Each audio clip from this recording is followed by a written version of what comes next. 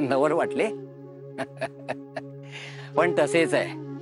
पण एवढ्यात तुझ्या नव्या नावाची रमाची तुला सवय झाली आहे आणि तुझे यमुना हे नाव तुला अनोळखी वाटू लागले, होय ना? अगं माणसांचेही तसेच आहे.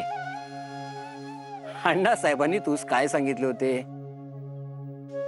आता हेच तुझे हक्काचे घर आणि हीच तुझी हक्काची माणसे. सारी जणे माया करतात तुझ्यावर, होय ना? हो. आणि भाऊसाहेबांनी म्हणजेच माधवाच्या वडिलांनी तुझे किती कौतुक केले होते, पाहिलेस ना? असे उदास राहून नाही चालणार बळेबा. चल माईंजवळ जाऊन बैस, म्हणजे तुझे रडे पळून जाईल. जा. सुनबाई, सुनबाई, मी पाणी आणते. हं थांब बाई, मी आणते.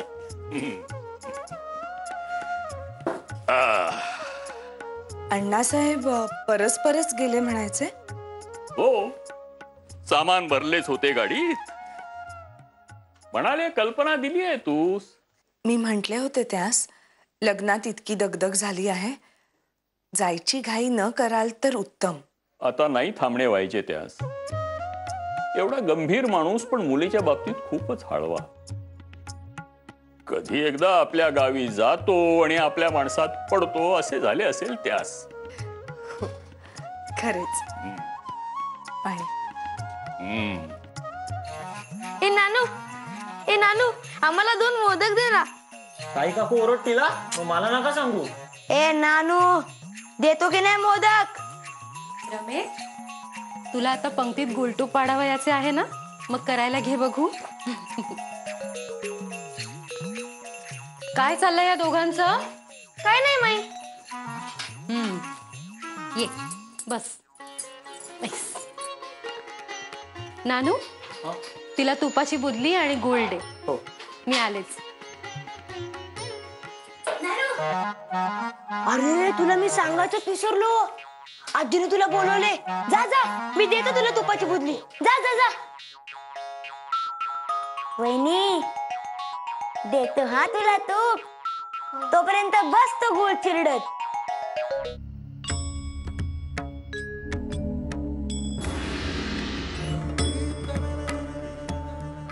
घे हो वहिनी तूप. हे तूप पाण्यासारखे का दिसते आहे?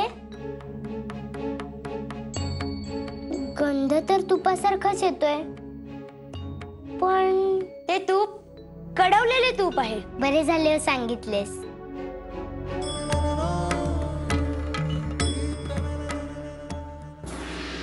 काय चालले आहे हे? ताई सासूबाई, गुळ तुपाचा पदार्थ वाढावयाचा आहे ना, त्याचीच तयारी करत होते. वा, चांगलेच करतेस हो तू. पहिल्याच दिवशी पाहुण्यांसमोर रानड्यांची शोभा करतेस की काय? का? काय झाले? माझे काही चुकले का? नाही गो, तुझे नाही, आमचेच चुकले. न बघता सवरता तुला या घरात सून करून आणले. तिथेच चुकले आमचे. अगो, तुपाऐवजी पाण्यात मिसळतीयस तू हा गुळ. अगं ताई काकू, तरी मी हिला सांगत होतो गुळात तूप घालायचे असते म्हणून, पण मी पाळी घालून सगळं गुळ वाया घालवला.